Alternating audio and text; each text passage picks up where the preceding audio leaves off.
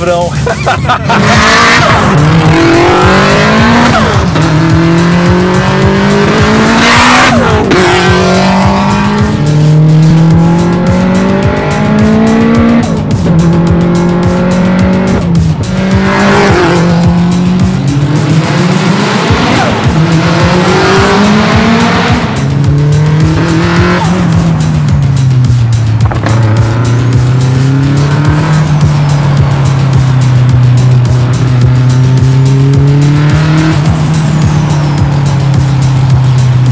É curioso como alguns tipos de rivalidade justificam e motivam a nossa própria existência.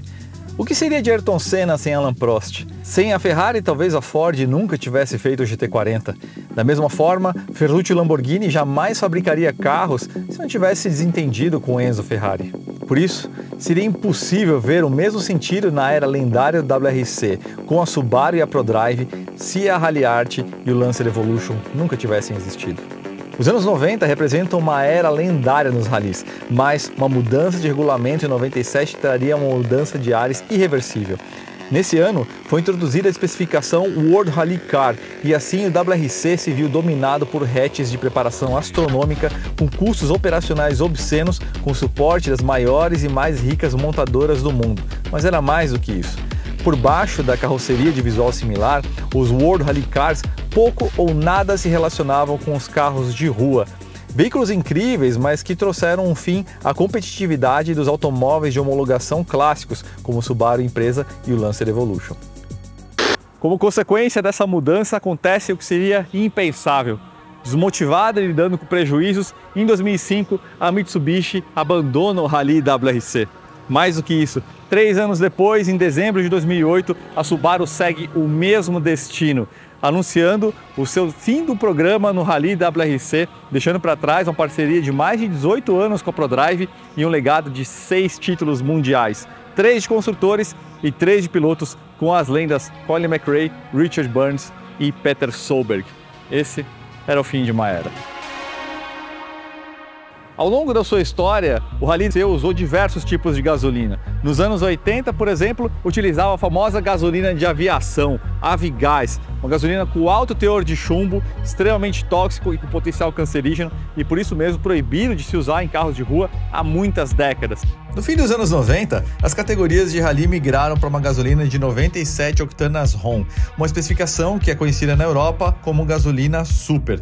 E hoje em dia, as categorias de Rally lá no Velho Continente estipulam no regulamento que a gasolina deve ter uma octanagem mínima de 95 e máxima de 102 octanas. A gasolina Podium dos postos Petrobras traz 102 octanas como valor mínimo garantido, superando nesse quesito a própria gasolina utilizada nos rallies na Europa hoje em dia. Não é à toa que é o combustível recomendado por todas as fabricantes de superesportivos que operam aqui no Brasil, bem como as oficinas que trabalham com esse tipo de carro, carros exclusivos e também carros preparados. Vale lembrar que a gasolina Podium nasceu do programa de combustível desenvolvido para a equipe Williams de Fórmula 1 e é o combustível oficial utilizado pela Stock Car por todas as equipes há mais de 10 anos, com a exata mesma formulação e os mesmos aditivos que você encontra aqui nos postos Petrobras.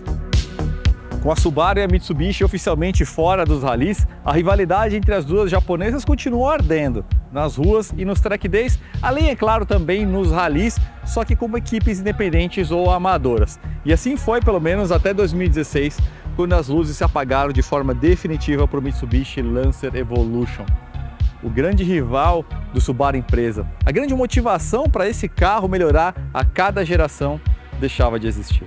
Curiosamente, quase como um prólogo acidental, a geração VA do WRX e WRX STI tinha deixado de usar o nome Impreza, quase como se estivesse pressentindo que alguma coisa ia mudar para sempre a história desse veículo. Agora, uma coisa não mudou desde aquela época e até hoje. Esse carro continua sendo uma perfeita folha em branco, uma base perfeita e muito cobiçada para a realização de diversos tipos de projeto, contando com uma indústria aftermarket cada vez maior e mais avançada.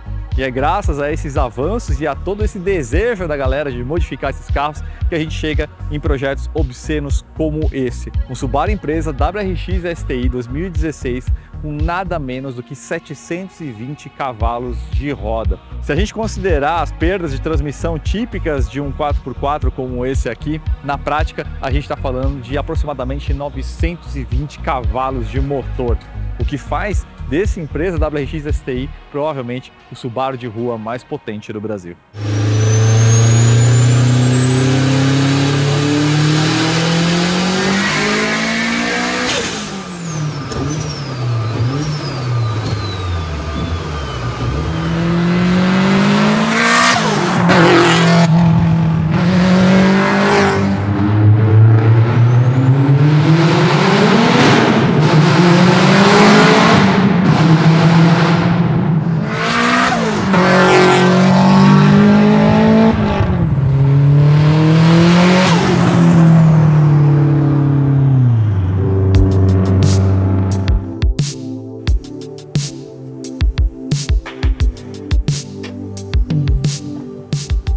...920 cavalos de motor, mais ou menos. Que falta de educação, hein, Scavone? Um pouquinho mais até. Um pouquinho mais de 900 cavalos estimados aí de motor. Cara, a gente precisa entender o que tem aqui. Como é que você recomenda que a gente destrinche a receita desse bolo? Bom, vamos lá. Vou começar então falando do meio, né, do motor, do bloco. E a gente passa pro cabeçote e os periféricos e aí a parte de gerenciamento, né? Boa, bora então. Vamos lá. Esse é um bloco original de Subaru, não é billet, não é nada, é um bloco original, encamisado Darton, tá? Ele tem pistões e bielas forjadas da CP Carrillo, prisioneiros de cabeçote de 14 milímetros, então o original ele tem 11, esse aqui é um prisioneiro um pouquinho maior para aguentar aí um pouco mais de potência. Bronzinas King, o virabrequim é um virabrequim nitretado original, né, do próprio STI. E é basicamente isso, né? Com as camisas Darton ainda semi-closed deck, não é closed deck nem open deck. Agora uma dúvida, aqui você está usando a configuração do 257 mesmo, né? O curso de virabrequim de 2,5 litros e o bore, né? O diâmetro dos pistões de motor 2.5. Né? Exatamente. A gente não alterou nem o RL do motor, então o RL se manteve o mesmo. Então ele tem pistão da altura padrão da própria Subaru, biela também. Complemento da biela também padrão da própria Subaru. A única coisa que a gente alterou foi a taxa de compressão. Originalmente esse carro tem 8,2 de taxa de compressão e aqui ele está um pouquinho mais taxado. A gente anda com 9,3 de taxa de compressão nesse motor. Então tem um pouquinho mais de taxa aí. Certo. De resto, igual, mas a taxa é justamente por conta da altura, né? Tanto do cabeçote quanto do formato do pistão que dá essa pouquinho mais de taxa. E aí na parte de bloco tem mais alguma coisa? Tem algum tipo de reforço, gear, algumas coisas que se fazem no motor de Subaru ou não? Reforço não. O que ele tem, que é um diferencial para aguentar e ter uma longevidade um pouco maior de outros Subaru, são os pinos no mancal. A gente fabrica pinos no CNC, são pinos, né, billet, né, usinados no CNC, e a gente coloca esses pinos na região dos mancais para evitar a torção do bloco. Então esse é um upgrade, digamos assim, para o bloco original, que garante aí que ele vai ter uma longevidade maior com a alta potência do que um bloco originalmente Deixa da Subaru. Ele mais estruturado, né? E aí, seguindo aí para a parte de cabeçote, ele tem um cabeçote com trabalho de fluxo pela Red Games, lá nos Estados Unidos, com comandos Kelford 220D, que é um comando relativamente agressivo, né? Com 0,25 milímetros de levante, ele tem 282 graus de duração na admissão e 278 no escape. Então, tem uma rampa bem agressiva de abertura. Relativamente agressiva, ele tem válvulas 1 milímetro maior do que as originais, né? E molas duplas, bem mais duras. Esse conjunto de cabeçote, tanto de comando, válvula, mola, ele é feito para girar até 9.000 RPM. 9.000? Pelo fabricante. Apesar de que aqui a gente gira um pouco menos, justamente pensando aí na durabilidade. É um carro de rua, não é um carro que desmonta motor a cada prova, nada assim. Então, a gente gira um pouquinho menos aí para ter uma longevidade um pouco maior. Potência máxima tá vindo em que rotação aqui? Esse carro tem a potência máxima 7.000 RPM, então bem lá em cima mesmo, bem próximo do corte, e ele corta com 7.600. Ah, entendi. Então, na prática, você poderia jogar esse corte lá para frente, se ele dá com uma mesa, vamos dizer assim, de potência. Então, aquele tipo de carro que, como ele está cortando 7.600, mas ele poderia até quase 9.000, é fácil de dar corte nele, né? Porque ele não dá aquela amortecida, né? Que você sente que o carro tá apagando e aí você troca a marcha. Né? Ele tá sempre com a frente levantada, até você passar a marcha. Então é um carro que ele cresce, e aí você tem que passar a marcha, porque pela construção do motor, porque a gente quer manter ele durável. Então é um carro que já está montado com esse setup há mais de um ano já, deu várias aceleradas e nenhum problema com o carro. Então... Só de curiosidade, a gente está falando então 7600 de headline, original desse J257 seria quanto? Qual a rotação mais ou menos, o porte dele? Esse carro originalmente corta com 6.800 RPM. Tá. Então a gente está quase girando 1000 aí... RPM a mais. Né? Quase 1000 RPM a mais. Sim. Aí ele tem upgrade também de bomba de óleo, então ele usa uma bomba de óleo que tem trabalho no CNC também para ter um fluxo um pouco maior. E ela tem aquele calço, né, o shimming, que é para ter um pouco mais de pressão. Então para garantir aí uma lubrificação um pouco melhor. Agora passando aí para partes periféricos, né? Tudo isso, toda essa potência vem da nossa turbina. Ele usa hoje uma Garrett, é uma G35900, turbina aí da geração nova, né, das Garretts, linha G. Pressurização é toda feita em titânio, lá na P1 Performance. Só uma curiosidade, especificação desse turbo, potência média para esse deslocamento aqui de motor seria quanto, mais ou menos? Essa é uma turbina que, segundo o fabricante, acho que é de 400 a 900 cavalos, 450 a 900 cavalos, essa turbina. A gente está no máximo dela. Então, comprei uma turbina para 900 cavalos, vou usar 900 cavalos dela. Vou usar cada um desses 900 cavalos, entendi. Então, é isso. Então, assim, a gente anda hoje até com uma pressão relativamente conservadora, né?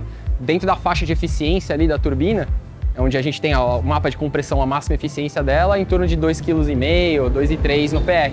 É mais ou menos onde ela está hoje. Então, a gente anda ainda dentro da ilha de eficiência dela legal e ela alimenta bem, não está sofrendo, né? 2 bar é conservador. Você vê que as coisas são relativas mesmo, né? Cada um tem a sua referência, o que é conservador.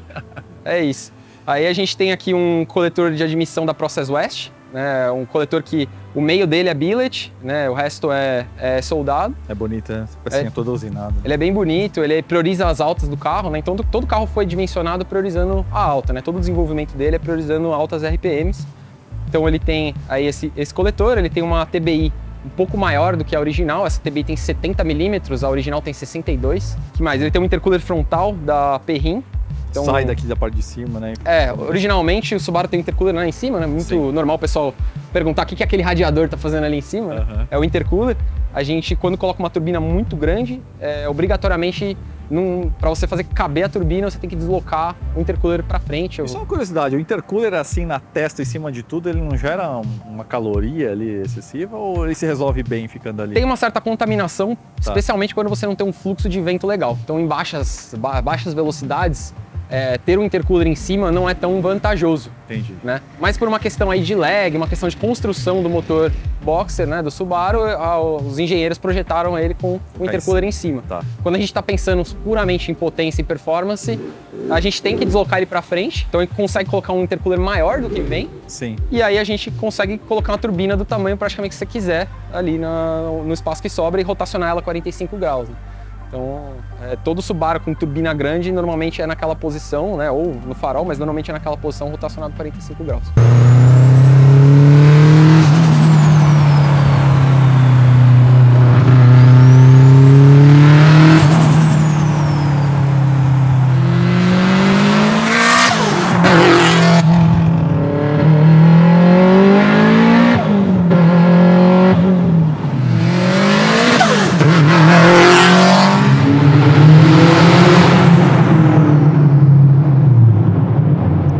Tem um detalhe que é bem interessante.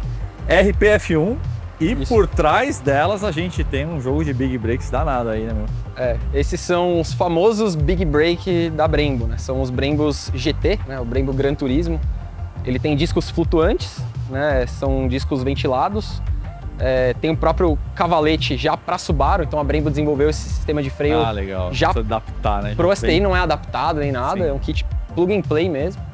E é basicamente o maior freio que você consegue colocar numa roda Aro 18 num Subaru. É o supra-sumo mesmo, super trunfo, né? Quantos milímetros de disco a gente tem aí? Você lembra? Putz, eu acho que são 360, 370 milímetros, alguma coisa assim, grande, barato. Cara, é bem grande. É bem grande. Aí é um freio 6 pistões na frente, na pinça. A pinça é 6 pistões. E atrás a gente tem 4 pistões, faz parte do kit, é um kit completo aí. Então o carro freia muito bem, né? Então tem a potência e precisa, em determinados momentos precisa parar também, né? Então ele freia muito bem. Esse carro ele usa então flautas da própria P1 Performance, são desenvolvimento nosso, com bicos Injector Dynamics ID 2600, são bicos de 260 libra-hora, né? São bicos bem grandes. Originalmente a gente tinha projetado ele para ter 8 bicos, então usar 2 bancadas. A gente conseguiu fazer ele ter uma lenta legal, funcionar bem com os bicos sem lavar, né? De 260, e acabou que ele foi ficando assim e tá assim até hoje, né? A ideia, talvez mais pra frente, é dividir, né? Ter 2 bancadas de bico para poder melhorar a lenta do carro, mas a lenta dele é tão boa que acabou que ficou assim mesmo. No final nem precisou, né? Aí ele é alimentado por 2 bombas Walbro 450, que ficam lá no porta-mala dentro de um Surge Tank da Radium. E aí ele vem aqui pra frente com linhas 8AN, né? Então vem tudo alimentado via as mangueiras 8AN. Além disso, ele tem aí o sistema de óxido nitroso, né, da NOS. Então ele usa uma garrafa que fica ali no banco de trás de 10 libras e um único fogger de nitro com 2 solenoides ligadas em série para aumentar a segurança aí, né? Caso uma trave aberta, que às vezes pode acontecer. Então você tem uma outra ligada em série, elas se acionam ambas ao mesmo tempo para poder ter uma segurança um pouquinho maior. Agora, falando dessa parte de segurança, entra justamente esse assunto do gerenciamento aqui, né? Você seguiu por um caminho que... Bom, você está influenciando muitos donos de Subaru e de outros carros também, mas é incomum a gente ter projetos aqui no Brasil, especificamente, montados com Motec, né? Fala um pouquinho da decisão de você ir para a Motec e o que ela abriu em termos de recursos, possibilidades de gerenciamento, de recursos de segurança. Aliás, uma curiosidade, ela trabalha junto com esse original do carro? Como é que você montou isso aqui? A Motec, ela é incrível. É a injeção que nós da P1 Performance escolhemos nos especializar. Então hoje nós somos especialistas em Motec, temos treinamento da Motec USA, contato direto com o pessoal lá. Essa é uma injeção que permite que a gente remova a injeção original do carro inteira. Então o carro não tem mais a injeção original. E a Motec, ela toca o carro inteiro, não só o motor, mas todo o resto do carro também. Então, sensor de força G está ligado na Motec, ela está monitorando, né, velocidade individual de cada roda, ela está monitorando o módulo do ABS, então para a gente ter controle de tração é a própria Motec que faz. Os atuadores, sistema de distribuição de tração. Distribuição de tração também é feito pela Motec, então o módulo do DCCD a gente consegue jogar a tração um pouco mais para frente, um pouco mais para trás, isso também é feito pela Motec. Então assim, a Motec está controlando o carro como um todo. A gente tem informações da suspensão do carro, né, por conta da edge roll lateral, força G. Então tudo isso via um monte de sensores que o carro tem, que a gente adicionou também. Que espetáculo. Então, ligados lá na Motec, e através de alguns canais matemáticos a gente consegue filtrar determinadas informações que a gente quer e aí ter a informação que for necessária para a gente tomar alguma decisão. Lógico, tem alguns sensores que são usados para atuação, então sensores básicos como pressão de combustível, temperatura de óleo, pressão de turbo, tal, tudo isso ligado lá na injeção. Wideband, que originalmente o carro não tem, né, como você mesmo tinha falado, ele está ligado lá na injeção, trabalha 100% do tempo em malha fechada. Então ele tem alguns sensores que são os básicos e ele tem alguns sensores extras que a gente ligou única e exclusivamente para monitoramento. Então, sensor de pressão da água, do radiador, né, o sensor de fluido de arrefecimento, sensor de pressão pós-turbo, sensor de temperatura antes e depois do intercooler para a gente poder saber a eficiência do intercooler, né, o quanto que ele está realmente trocando de caloria. Eu tenho, com o sensor de pressão pós-turbo, eu consigo calcular o PR da turbina e aí fazer uma calibração não mais com uma pressão alvo de turbo, mas com uma pressão de máxima eficiência que é fornecido pelo mapa de compressão da Garrett, né, o fabricante da turbina. Então, assim, tem determinadas informações que a gente consegue extrair com a Motec e usar em prol do carro. Então a turbina trabalha saudável porque ela está sempre dentro da ilha de máxima eficiência dela, não mais porque a gente definiu um alvo de pressão, sim porque o fornecedor, né, o fabricante da turbina fornece para a gente essa informação. Na prática, você acaba indo para um caminho meio que próximo, lógico que existe uma diferença muito de rotina, né, mas do que seriam os parâmetros de um carro original, né? A metodologia, vamos dizer assim, de como que o carro vai trabalhar as curvas de avanço. Isso. O que a gente está tentando fazer é que o carro tenha essa potência de 900 cavalos, mas ele tem um comportamento de um carro original. Então esse é o suprassumo de um carro bem preparado. Com a Motec, a gente consegue chegar muito próximo disso. Lógico, a gente nunca vai ter as horas de desenvolvimento que uma fábrica tem quando vai lançar um carro novo no mercado. Mas a gente consegue se aproximar bastante disso quando a gente entende bem a plataforma, que é o caso aqui, que é uma plataforma que a gente conhece lá na P1 Performance, trabalha bastante, e quando a gente tem o know-how para, através, né, do sensoriamento, através informações que a injeção está passando para a gente conseguir trazer para o carro e trazer para a parte mecânica também. Então, determinadas coisas que a gente consegue ver ali no sensoriamento é alguma coisa mecânica que o carro precisa. E a gente vai lá e faz adequações até que esse desenvolvimento vai passando vários anos e a gente vai chegando cada vez mais perto do resultado que a gente quer. Então hoje é um carro que tem 900 cavalos, é um carro que atende muito bem, eu consigo ir passear, eu posso entregar esse carro para uma pessoa que nem está acostumada a dirigir, nem gosta de carro, ela vai na padaria comprar pão e nem percebe que o carro tem a potência que tem. Então é um carro super legal, entendeu? Um carro que a gente conseguiu chegar nesse nível. Essa é a curiosidade que eu quero tirar com o Scavone. Como que é a sensação, então, de estar dentro de um Subaru Impreza WRX STI de mais de 900 cavalos?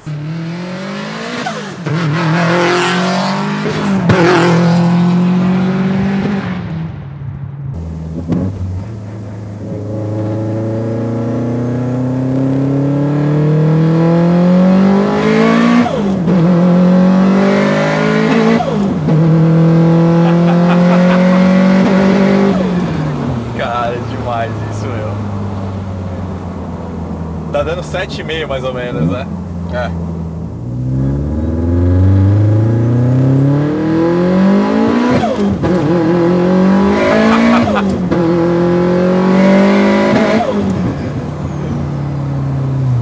Posso falar palavrão, senão o YouTube vai punir a gente, cara. Cara, é muito ardido esse ronco, caraca, bicho, que demais. É muito legal, meu. Cara, eu sou fãzão de aspirado, cara, eu curto pra caralho, mas o turbo tem uma mágica que é dele também, cara. Pode ser os dois. É meio que isso aqui, né? Ele tem a rotação de um aspirado e a pegada de torque do turbo, né, meu?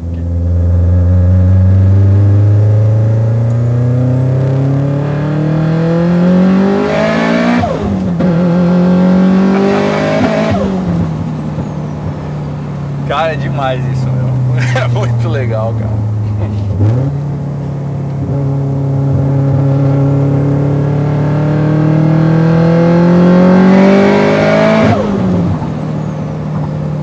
Você vê que dá pra ouvir bem a turbina, né? Sim, isso então, que é legal, tá? Você consegue ver exatamente onde ela tá, inclusive, o lado que ela tá aqui, tá um passageiro aqui, né, cara? É muito legal.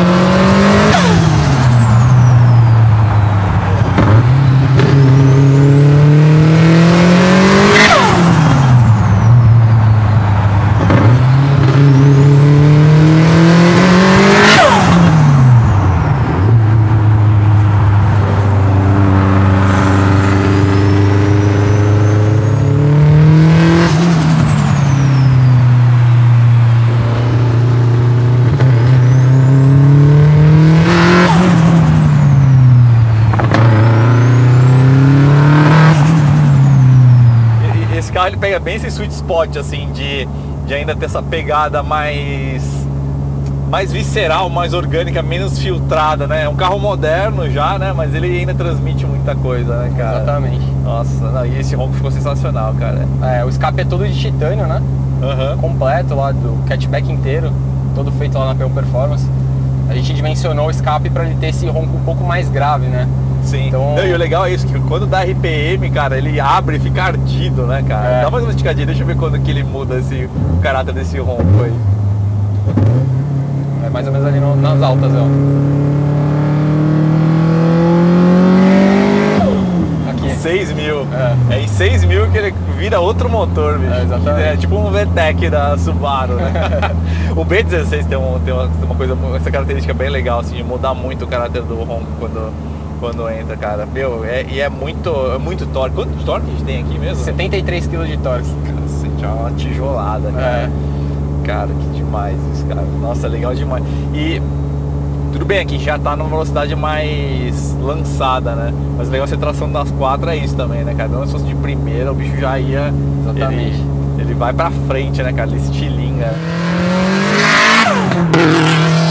Turbo girador é uma combinação matadora, né, cara?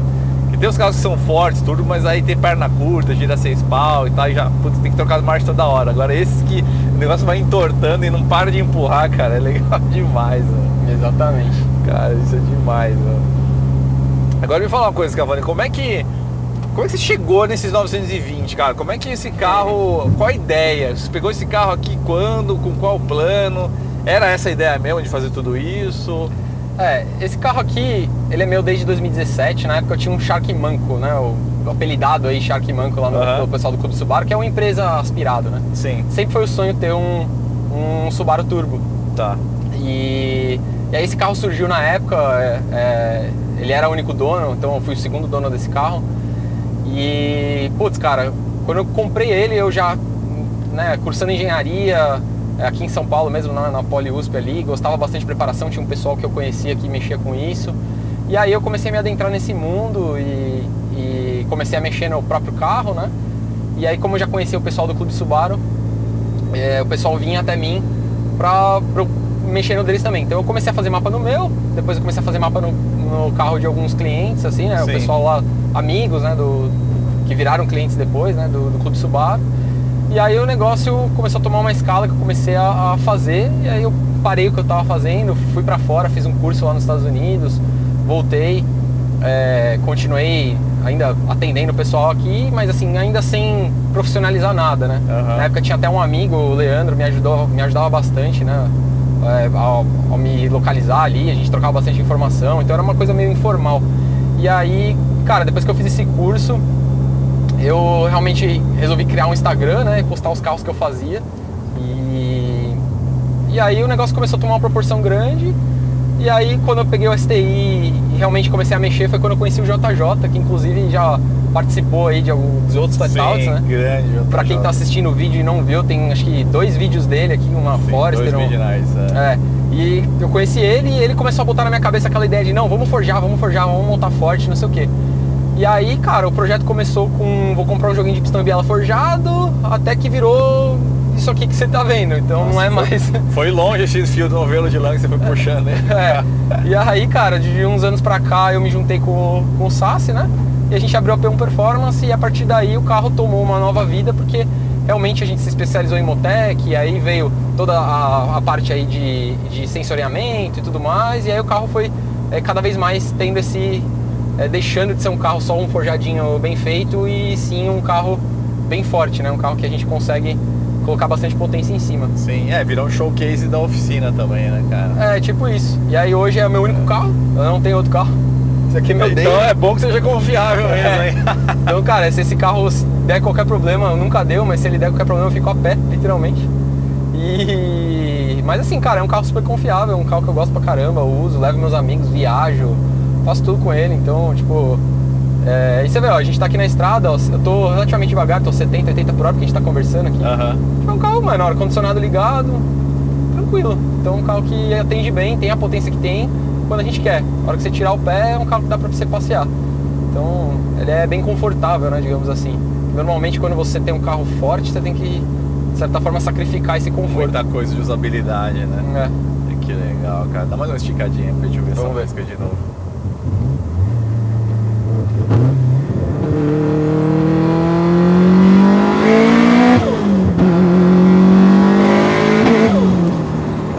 É muito legal, o spool da turbina acontece na minha cara aqui, gente. É muito legal.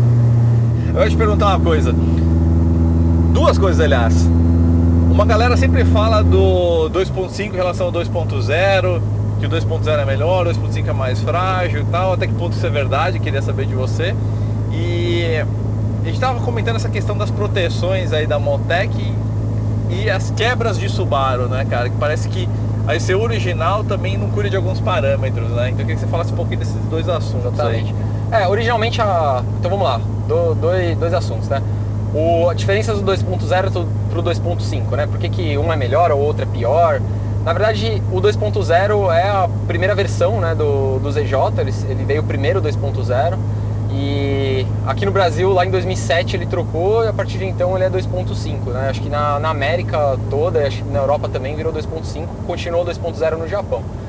Não existe assim um melhor ou pior, o 2.5 tem mais torque, porque tem um pistão maior, né, e tudo mais, então ele vai naturalmente ter uma característica mais de ter mais torque, e os 2.0 giram mais, então são 2 propostas diferentes. A questão assim de quebra, quando a gente está falando de 2 motores originais, né, de Subaru, o 2.0 ele é um pouquinho mais robusto, né? Então tanto o EJ207, né, que seria o de STI, que é um semi-closed com vários apoios. Sim. em comparação com o EJ257, que é o de STI também, que também é semi-closed, a usinagem dos mancais do 2.0 ela é um pouco melhor, então o carro vem com os mancais um pouco mais alinhados, então a durabilidade do motor frente a virar bronzina, que é um problema clássico do Subaru, ela é maior. Além disso, a camisa, né, do 2.0 ela é um pouquinho mais grossa, até porque o pistão é um pouco menor. Sim. Então ele tem menos problema de quebra de camisa quando preparado. O 2.5, ele, talvez por uma diferença na usinagem, eles têm um pouco mais o problema de desalinhamento de mancal. Então ele desalinha com um pouco mais de facilidade e mesmo de fábrica ele tem um pouco de desalinhamento. Dentro ainda da tolerância, mas um pouco desalinhado. Isso foi um problema lá para 2008, quando tiveram os primeiros WRX aqui no Brasil. Eles viravam bronzina assim com 2.000 km, 500 km. Um crônico mesmo. E aí isso aí fez com que o carro tivesse uma fama de virar bronzina precocemente, né? Esse problema foi corrigido de 2009 em diante. A Subaru fez um recall na época, trocou o motor de alguns WRX e o carro ficou com essa fama, né? Então, assim, realmente é um carro que vira bronzina se tiver algum problema ali de lubrificação, óleo errado, alguma coisa assim. Mas no geral, se você preparar, fizer corretamente, não tem problema nenhum. Então essas são as principais diferenças. E aí falando aí sobre quebras aí por conta dos sensores e tudo mais, por exemplo, o carro não tem sensor de pressão de combustível, wideband, pressão de óleo, temperatura de óleo. Esses sensores são relativamente básicos, ele não tem na injeção original do carro. Então o que acontece? A CO vai deixar fritar o pistão mesmo. Se você tiver algum problema que cause uma queda de pressão de combustível, ele vai quebrar, vai derreter um pistão. Então se para algum problema em que a sonda empobreceu e o piloto que está lá dirigindo o carro, né, não viu que a sonda empobreceu e tudo mais, porque ele ou não colocou um manômetro externo, ou porque, né, é um carro original, ou que não viu, o carro vai derreter. São falta de recursos de proteção da SU original. Então. Exatamente. E aí quando a gente instala a Motec, obviamente esses são os primeiros sensores que a gente coloca, que são os mais importantes justamente para monitorar. Qualquer outra injeção faria isso, né? Mas assim, com a Motec a gente faz com certeza, já para garantir essa maior segurança e criar rotinas de segurança. Então, a partir de determinada temperatura de óleo, o carro fecha a borboleta, então, né, ou diminui o limite de RPM, e abaixo de certa temperatura de óleo também, para o carro, né, não acelerar o carro frio, ele também não libera toda a potência. Então, assim, a gente faz essas rotinas aí de segurança que tornam tudo muito mais seguro e mais durável, né?